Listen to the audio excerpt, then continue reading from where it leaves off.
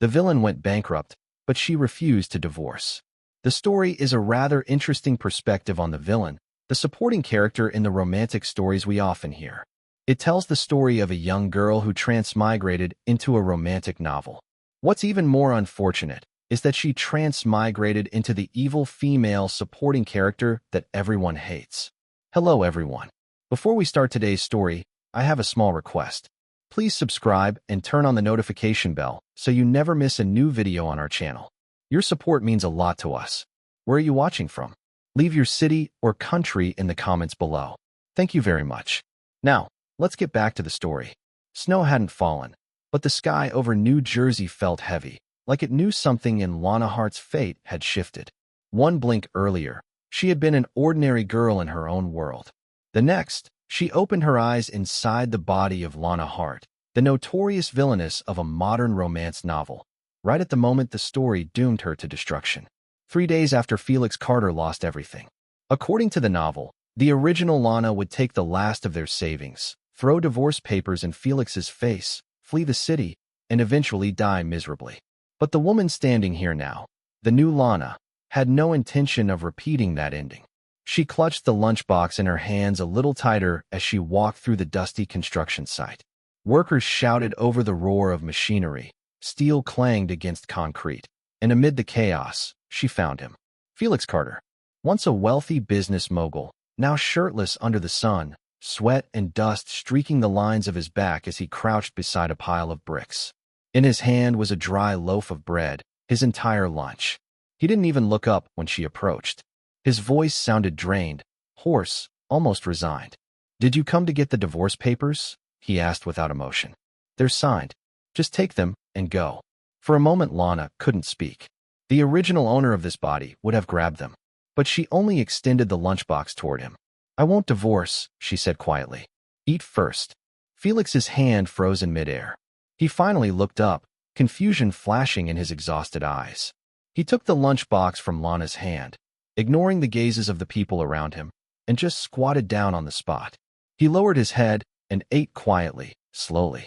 The two of them fell into silence, until Lana took the empty lunchbox back from Felix's hand. "Thank you," he said softly. The slightly hoarse voice sounded gentler. "It's delicious." She hesitated, then spoke evenly and softly. "Tonight, come home for dinner. I'll be waiting." He stood there stunned, then turned back to work without a word. But Lana noticed the slight pause in his footsteps as he walked away. Lana turned back to the rented room in the slum. It was tiny, shabby, dusty, and messy. She looked around, sighed, and started cleaning. Until it was almost dark, she began to fumble with the pot of food on the stove. Lana Hart was a rich young lady who never touched the kitchen, and her current cooking skills were only enough to cook enough food to get by. The furniture had been sold. In the kitchen, there were only a few common spices and a chipped pot. 2 salty dishes, a simple soup, looked out of place, even smelled a bit burnt, but the smoke rising up, carrying a bit of the real, everyday flavor. That night, Felix came home very late. The food on the table had long since cooled down. She sat at the small dining table, looking at the empty chair opposite, the fragile hope in her heart gradually fading with time. Would he never come back? Just as she was about to get up to clean up, the sound of a key being inserted into the lock rang out outside the door. Click! The old iron door gently opened. Felix returned to find the small rented apartment already cleaned. The floor was mopped clean, clothes were neatly folded, a warm, simple meal was laid out on the table. Felix looked at her, something complicated, probing was tightening behind the calm expression. "Staying with me means you have no future," he warned. "When we got married, it was a marriage of convenience, each taking whatever they wanted. Now I'm like this. You don't have to tie yourself to my downfall anymore." Lana looked at him, unflinching. "At least you've never treated me badly, materially, or even respectfully. You're in trouble now. I can't just walk away like it never happened." Felix studied her for a long second. She could feel it, the realization that she was no longer the Lana he once knew. Yet he didn't question it. He only exhaled and nodded once, quietly accepting her presence. For the first time, the villainess stayed. The small apartment was so quiet that Lana could hear the faint hum of the refrigerator. The night felt long, heavier than she expected. After dinner, Felix didn't say much. only washed his hands, dried them on a rough towel, and walked straight to the narrow sofa in the corner. He didn't even hesitate. He lay down, curling his tall frame to fit the short length of the cushions. The sofa springs let out a tired groan beneath him. In the dim light, Lana watched him from the bedroom doorway. His back was turned toward her, but she could see the rigid tension in his shoulders. "Good night," she whispered. "Yeah," he answered softly. But neither of them slept. Hours later, unable to rest, Lana quietly pushed the bedroom door ajar. Through the small opening, she saw him lying on his back now, one arm covering his eyes, the other resting across his stomach. His breathing was even, but his eyes were open, staring silently at the ceiling, as if wrestling with thoughts he didn't dare speak. Something tightened in Lana's chest. She stepped out, voice low, almost embarrassed. "Felix, the bed is wide. You can sleep inside." His response was immediate, firm. "No." She blinked, startled by how quickly he refused. "I'm used to it," he added, softer this time. "Just sleep. Don't worry about me." There was no room for further persuasion. Her lips parted, but no words came. She returned to her room, the lingering sound of his quiet exhale trailing after her. The next morning, a subtle aroma drifted from the kitchen, warm, gentle, almost nostalgic. Lana rushed out, expecting to see him, but the apartment was empty. Only the table was different. A bowl of steaming white porridge sat neatly beside a single boiled egg, already peeled with careful precision. There was no note, no explanation, just silent acknowledgement. Her throat tightened. It was such a small meal. But for Felix, who ate dry bread on dusty construction sites, this was his way of speaking back to her kindness without crossing the boundaries he was trying so desperately to keep. She sat down and ate slowly, holding back an unfamiliar warmth rising in her chest. After finishing, she cleaned the dishes, wiped the counter, and finally looked at herself in the mirror. She couldn't depend on him. He already carried too much. If they were going to survive this collapse together, she had to work. That afternoon, Lana went out into the chilly New Jersey streets and began searching for work. Rejection followed her from store to store until finally a small bakery offered her a job washing dishes and cleaning tables. The pay was low, the hours long, but she accepted without a second thought. She didn't tell Felix. He didn't need another burden on his shoulders, not now. The apartment was warm when Felix returned that evening, a rare contrast to the harsh wind that usually clung to his clothes after a day on the construction site. As soon as he stepped inside, he paused. Lana was standing by the small stove, sleeves rolled up, stirring a pot of soup with a quiet focus that didn't belong to the spoiled villainess he remembered. The room smelled faintly of ginger and soy, comforting in a way he hadn't felt in a long time. She turned when she heard him, offering a gentle smile. "You're back. Wash your hands. Dinner's almost ready." They sat across from each other at the tiny table. The silence wasn't awkward, but careful, like both were afraid of disturbing the fragile peace that had been forming between them. Felix broke it first. "Did you go out today?"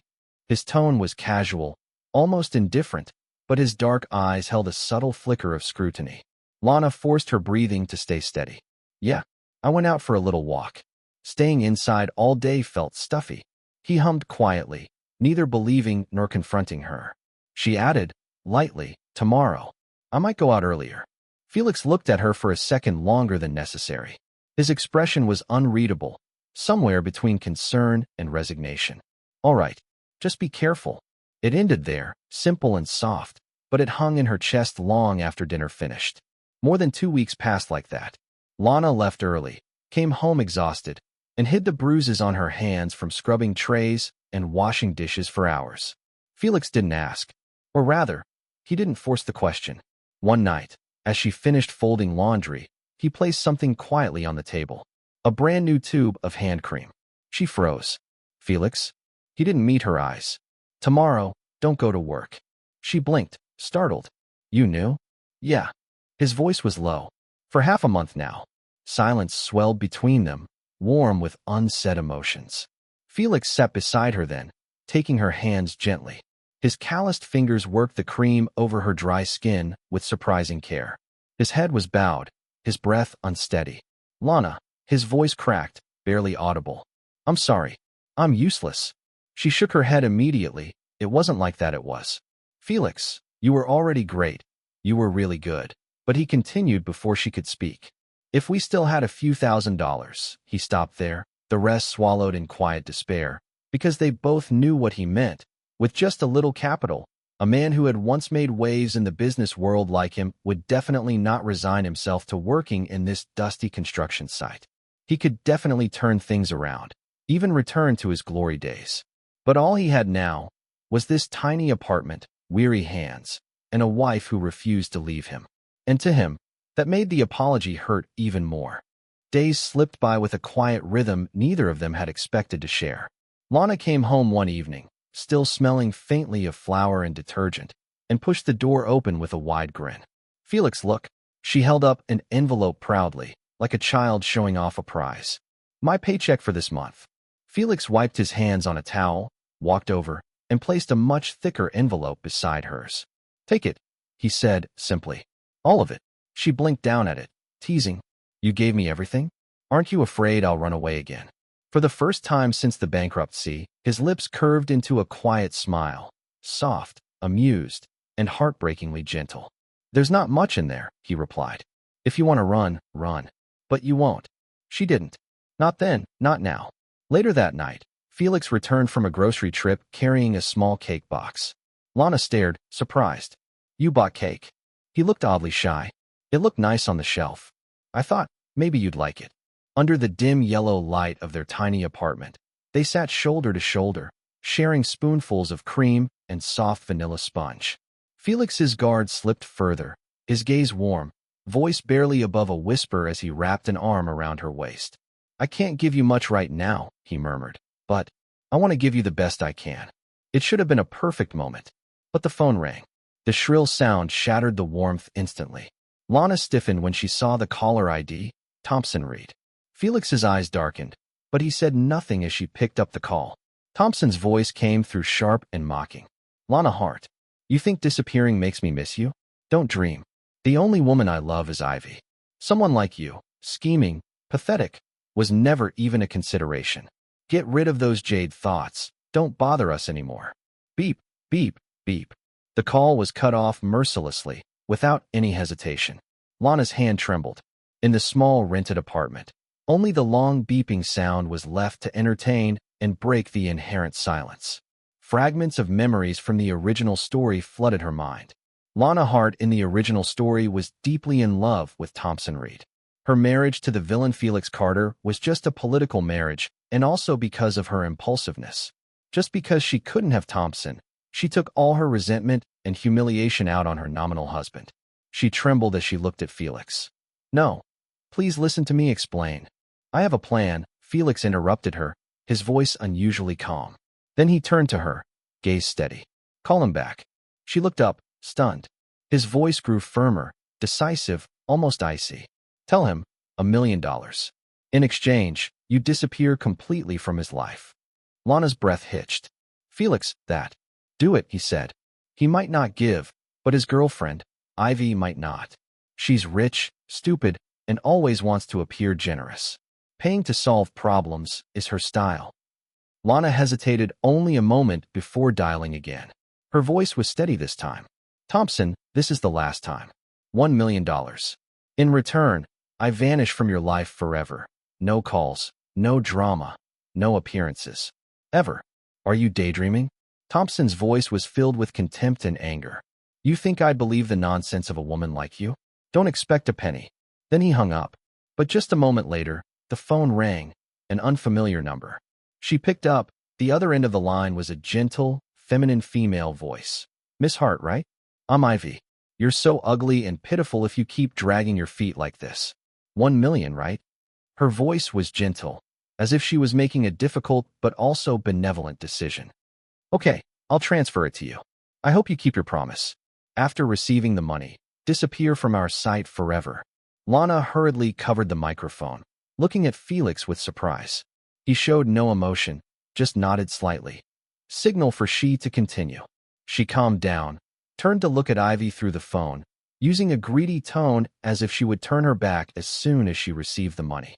She quickly said, Okay, I'll text you the bank account number. After transferring the money, I'll disappear. And the line went dead. Felix exhaled slowly, his expression unreadable. But in his eyes, for the first time, there was the glint of a man preparing for war and a future. As soon as she finished speaking, Lana hung up. Her hands were drenched in cold sweat. She looked up at Felix, her heart still pounding. He moved closer, holding her in his arms skillfully and naturally, his large hand gently rubbing my back. A deep voice rang in my ear, containing a hint of barely perceptible praise.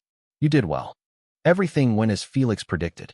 The next morning, Ivy transferred not just $1 million, but $1.2 million, $200,000 added with the arrogance of someone who thought he was superior. Felix also seemed to frown slightly, but quickly regained his composure. The corners of his lips curled up into a mocking smile. As expected, this $200,000 is a favor, a pity, a hush money and compensation for mental damage that she, in her noble position, bestowed on you. To make her feel better, to feel that she had used money to erase a stain, and at the same time to show off her benevolence. He completely exposed the hypocritical face inside of Ivy. Lena took a deep breath, trying to suppress the mixed emotions in her heart, looking at him. What is our next step? Step 1, leave this place. Lana hesitated. So fast, he replied firmly. This amount of money is not small. Although the possibility of being investigated is very low, but to prevent any uncertainties, we cannot continue to stay in the old place. She nodded immediately. That shabby boarding house had witnessed our most difficult days, but now it was really not safe, nor was it suitable as a starting place anymore. When the city lights flickered, they had moved to a modest but much better apartment, a place with solid walls, warm lighting, and a silence that did not have the slightest hint of poverty. That night, Felix sat for hours at the small dining table, papers scattered around him, his fingers hovering over his laptop. He divided the money into small amounts, transferring each amount through different channels until it was almost impossible to trace. Then he transferred all the money to a shell company, a clean, legal entity with no apparent connection to himself. It would be his war chest, the foundation of his rebirth. When he finally looked up, exhaustion was evident on his face, but determination burned and glowed in his eyes. Lana, he whispered. She turned. Felix held out a new bank card, the blue plastic still gleaming with factory light. There's $500,000 in here, he said. Take it. She held her breath. $500,000? He nodded. I'll keep $700,000 to start. If I fail, it'll still be enough to keep you comfortable for the rest of your life. Lana stared at him, stunned. The old Felix, the one in the novel, had always been arrogant, powerful, untouchable. But this Felix, stripped of everything but still protecting her with everything he had left. He was stronger than the original. She gently pushed his hand away. I don't need, she whispered. I trust you. For a moment, he just looked at her, as if he were seeing something fragile and precious that he didn't dare touch. Then Felix stepped forward, lifted her chin, and kissed her. Not in a hurry. Not in a desperate way. It was a promise. Lana, his forehead pressed against hers, his voice low and even. I will succeed. I swear it. And she believed him. With that kiss, the lives of the ruined villain and the reincarnated girl began to intertwine. Quietly, gently, and inseparably. The new apartment was small, but one room, barely large enough for a desk and a narrow shelf, had been turned into a makeshift office. Cables ran across the floor, papers stacked in uneven towers, and the soft glow of two monitors lit the space day and night. It looked chaotic to an outsider, but to Felix Carter, it was the blueprint of his rebirth. He worked with a kind of desperation that bordered on obsession. Every morning, every night, every hour in between, he typed, calculated, negotiated. Sometimes Lana passed by the door and found him rubbing his temples, shoulders tense, eyes red from exhaustion. But his focus never wavered. She carried in a cup of hot tea. Felix, she whispered, you need to rest. He didn't look up, just a bit more. But she saw the tremor in his hands. She saw everything. Between pride and worry, her heart stretched painfully.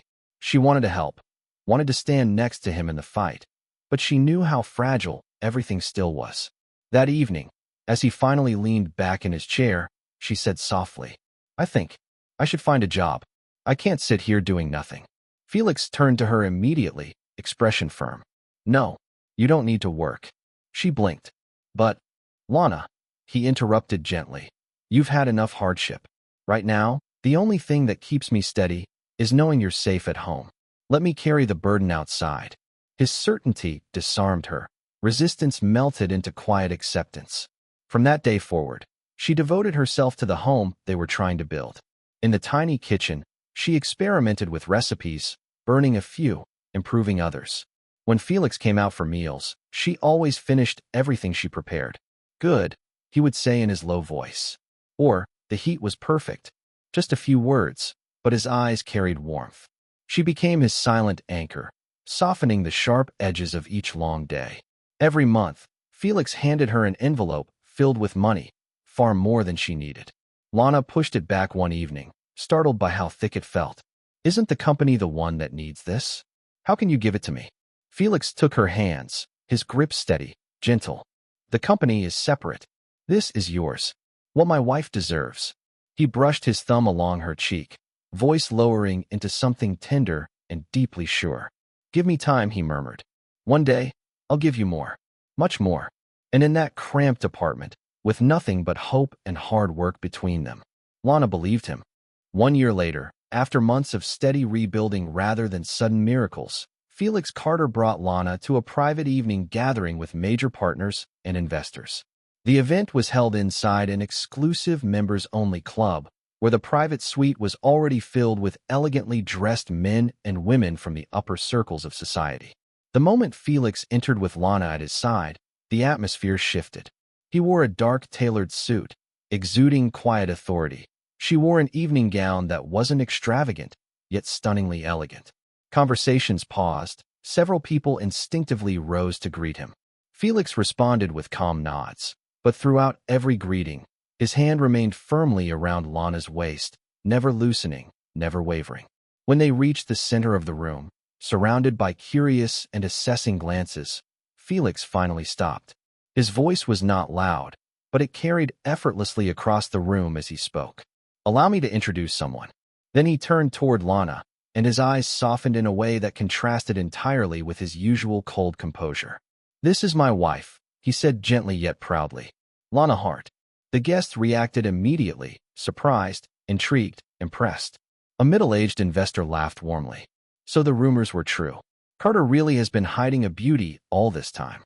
Another elegant woman chimed in, teasing. Exactly. He kept her hidden so well we thought she didn't exist.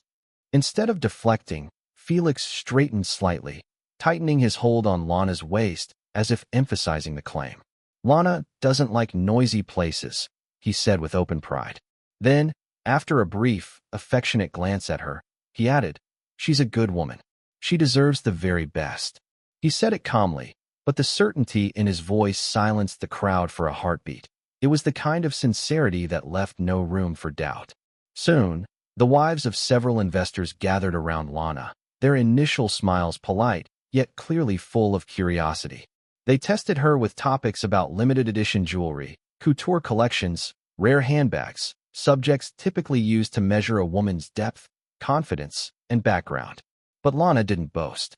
She simply listened, replying only when asked, and every response carried a quiet, refined understanding. She spoke about design history, materials, craftsmanship, even pointed out subtle flaws in a new luxury line, and recommended lesser-known, high-quality alternatives.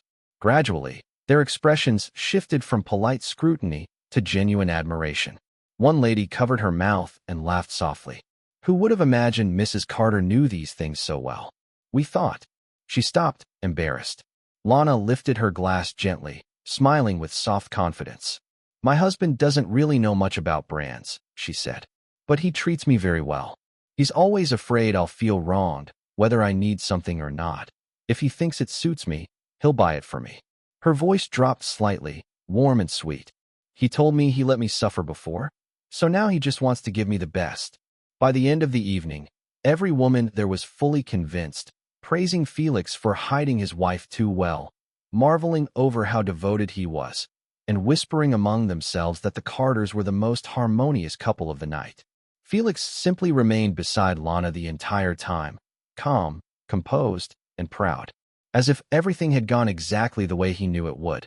They had grown strong enough to return to their old city, not as the couple who once lived in a cramped rented room, but as two people who had rebuilt everything from the ground up.